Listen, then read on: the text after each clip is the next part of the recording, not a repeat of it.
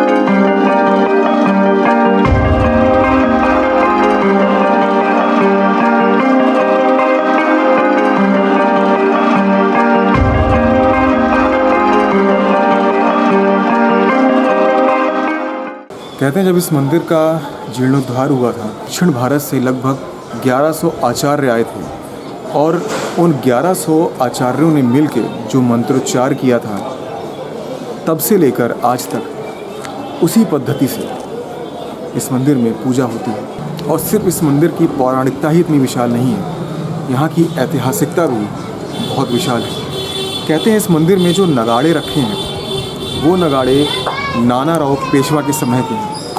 जब युद्ध विजय होता तब उन नगाड़ों को बजाया जाता था।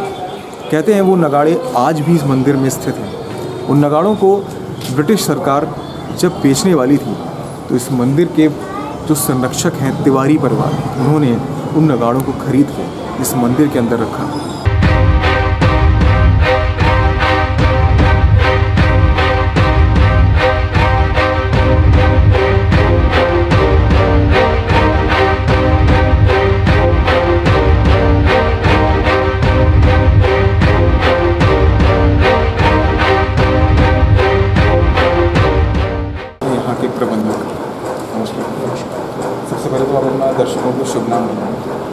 अभिनव नारायण तिवारी। तो अभिनव जी, मैं इस मंदिर के बारे में बहुत जानना चाहता हूँ। आपके इस मंदिर की ऐतिहासिकता क्या है? ये मंदिर 1861 में इसकी स्थापना हुई थी। महाराज प्रयागनयन तिवारी जो कि हमारे पूर्वज रहे हैं, उन्होंने इसकी स्थापना करी थी।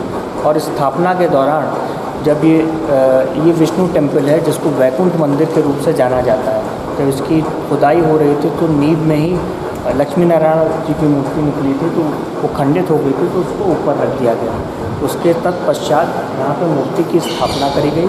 और हमारे मंदिर में आप देख सकते हैं श्री देवी, लीला देवी, भूदेवी और वेंकटेश भगवान जी विराजमान हैं। साथ ही आप देख सकते हैं कि यहाँ जितनी भी पूजा अर्चना है उससे वो नारद पंचास्तुति के माध्यम से होती है, जो कि तमिल में होती है। यहाँ भगवान को स्पर्श नहीं किया जाता, भगवान के चरण बाहर आते हैं और वो भक्तों को दिए जाते हैं। साथ ही ये देश का नवा दिव्य देश है।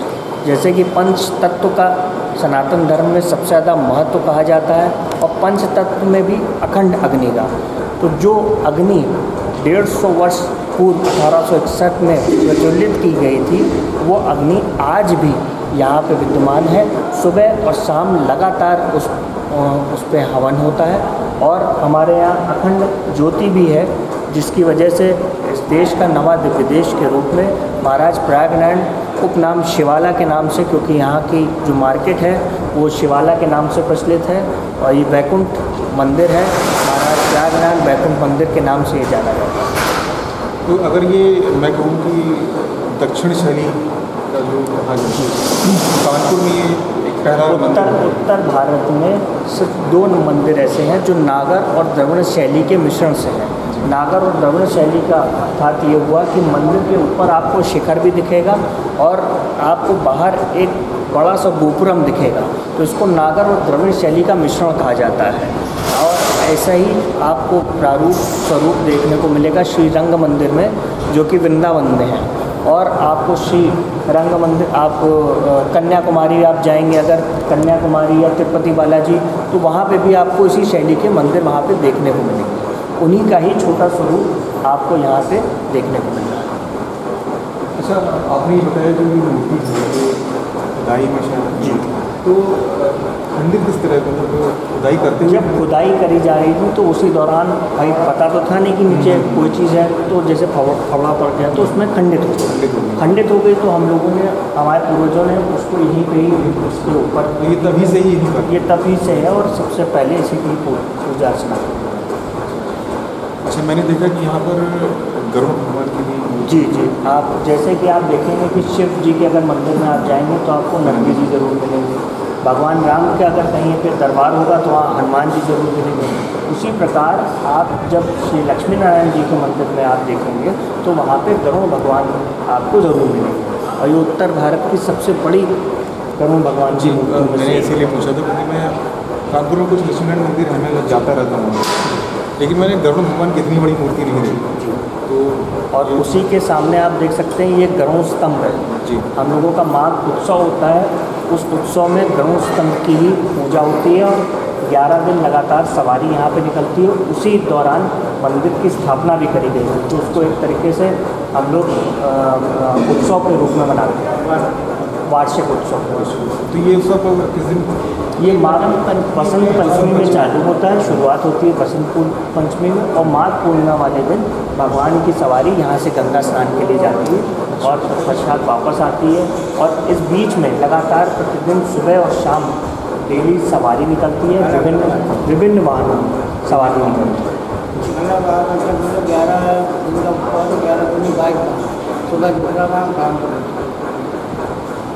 काफ़ी वैभवशाली यात्रा होती है। यहाँ पे मंदिर पे बाहर की चीज़ों का भी भोग नहीं लगता है। यहाँ पे मंदिर के ही खुद के रसोई है, उसी में ही सुबह और शाम डेली भगवान का प्रसाद चलता है और बनता है। तो हमारे साथ थे इस मंदिर के प्रबंधक जिन्होंने हमें बहुत विस्तार से इस मंदिर के बारे में बताया। आपको बहुत शिवाजी के समय के ऐतिहासिक नगाड़े हैं। 1800 51 में इसका महत्व था। तब अंग्रेज़ों के दौर में उस समय इसकी नीलामी हो रही थी, तो हमारे पूर्वजों ने इसको लेके यहीं मंदिर पे रख दिया। ये सुबह शाम आरती में ये पूरा बजते भी हैं। अच्छा अच्छा। आप बताते रहिए। और आप देख सकते हैं ये अलवार, अभी मंदिर का ज्यों उद्धार हो रहा है जी। ये अलवार है। अलवार यानी आचार। दक्षिण शैली में 12 अलवार होते हैं, 4 अपने यहाँ अलवार है। अच्छा, यहाँ का स्ट्रक्चर भी काफ़ी उसी टाइम का जी ही जी है। जी। अब ये 150 वर्ष पुरानी धन्नियों पे सब टिका हुआ है, तो जीर्ण शीर्ण हो रहा था, तो उसको वापस फिर से इसीलिए वो किया गया। ये जो बैकुंठ धाम मंदिर है वाकई में कला और शैली की दृष्टि से बहुत ही अद्भुत है। जैसा कि आपने यहाँ के प्रबंधक द्वारा इसके विस्तार के बारे में सुना, तो आज जब मैं इस मंदिर के अंदर खड़ा हूँ तो एक भव्यता को महसूस कर रहा हूँ। और मुझे ऐसा नहीं लग रहा है कि मैं कानपुर शहर में हूँ। मुझे ऐसा लग रहा है कि मैं किसी भारत के साउथ के इलाके में हूँ और वहाँ पर भगवान श्री जगन्नाथ या भगवान लक्ष्मी नारायण के दर्शन कर रहा हूँ, क्योंकि जो इस मंदिर की शैली है वो पूरी दक्षिण भारतीय शैली है।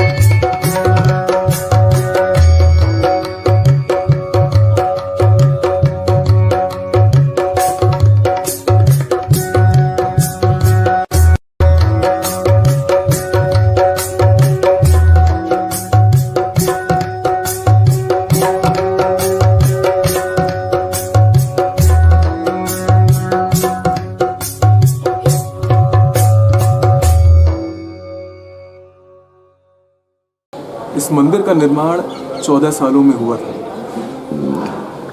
कहते हैं कि ये जो मंदिर है, ये मंदिर अपने आप में एक शैली है। पूरे शहर में, या मैं यूँ कहूँ उत्तर भारत में वृंदावन के बाद ये दूसरा मंदिर है जो यहाँ पर स्थित है, जहाँ पर दक्षिण कला का समावेश दिखता है। और यहाँ पर आप जब इस मंदिर की आरती की प्रक्रिया देखेंगे तो बाकायदा पालकी सेवा से सुबह शाम भगवान को भ्रमण कराया जाता है और जो इनका भोग लगता है वो भी इसी मंदिर में ही बनता है।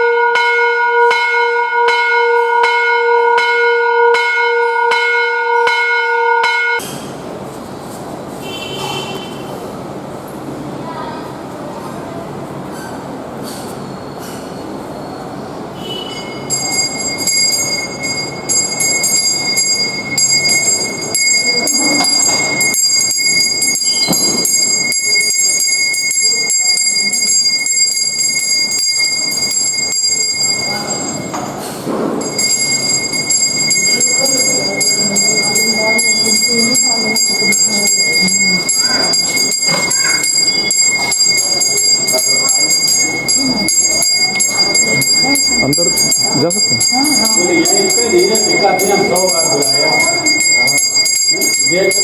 नहीं आ रहे।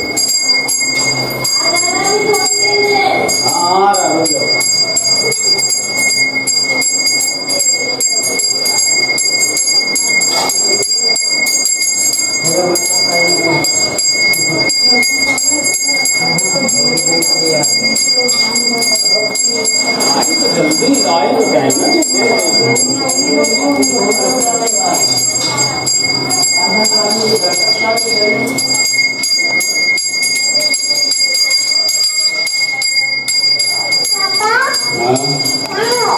आगे चल रहे हो कहाँ?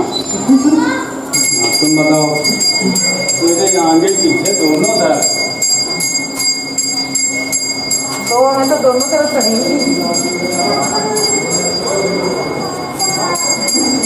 हटो यार। हटो ना, गिर जाओगे। बड़े पकड़ी नहीं है।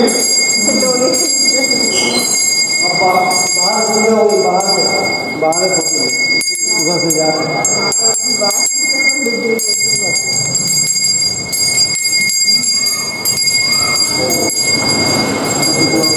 ये बंद होगा बाहर से। चलो बाहर जा।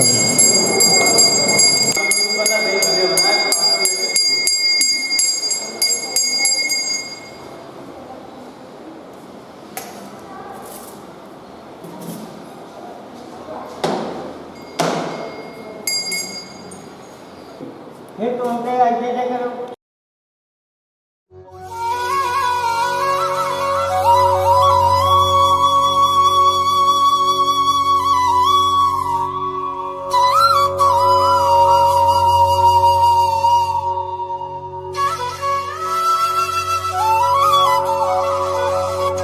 कहते हैं जब इस मंदिर के बनने से पहले यहाँ पर जब खुदाई की गई थी तो यहाँ पर भगवान की यानी भगवान विष्णु की चतुर्भुज आकार का एक विग्रह प्राप्त हुआ था।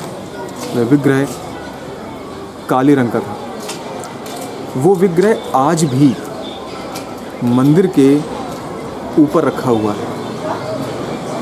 अब आप सोच रहे होंगे कि विग्रह मंदिर के अंदर क्यों नहीं रखा गया। कहते हैं जब खुदाई हो रही थी तो खुदाई करते समय उस विग्रह में चोट लग गई थी, यानी कि वो खंडित हो गई थी, जिसकी वजह से उस खंडित प्रतिमा को भगवान के द्वार के ऊपर आज भी प्रतिष्ठित किया गया है और उस मूर्ति की आज भी विधि विधान से पूजा की जाती है। ये मंदिर वाकई में बहुत भव्य है। जितना भव्य इसका इतिहास है उतना ही भव्य इसकी पौराणिकता है। मैं बहुत आश्चर्यचकित हूँ कि इतनी भव्यता को लिए हुए ये मंदिर, मतलब भव्यता से मेरा मतलब है कि इस मंदिर में जितनी कलाकृतियाँ हैं, इसका जो इतिहास है, वाकई में इसके लिए चाहे हम जितना कुछ कहें वो शब्द कम ही होंगे। पर उसके बाद भी कहीं ना कहीं इस मंदिर की तरफ लोगों का कम रुझान है। इस मंदिर को लोग सिर्फ यहाँ के आसपास के लोग ही जानते हैं। ज़रूरत है ऐसी धरोहरों को पूरा शहर नहीं, पूरा प्रदेश नहीं, पूरा देश जाने, और ख़ासकर तब जब इस मंदिर में उत्तर और दक्षिण का समावेश मिलता है। और ख़ासकर उन लोगों को इस मंदिर में बहुत दिलचस्पी होगी जिन्हें दक्षिण भारत की कलाकृतियों से प्रेम है। तो आज हमारी ओझल की टीम इस मंदिर में आई, जिसे बैकुंठ धाम मंदिर के नाम से जाना जाता है। और इस मंदिर की खासियत ही यही है कि इसमें उत्तर और दक्षिण की कलाकृतियों का समावेश मिलता है और ये बैकुंठ के नाम से भी जाना जाता है। तो मुझे आशा है कि ओझल के इस सफ़रनामे को आपने पसंद किया होगा। हम ऐसे ही कई इतिहास के पन्नों से ओझल हो रहे कुछ व्यक्तित्वों और स्थानों को आपसे परिचित कराते रहेंगे। तब तक के लिए धन्यवाद।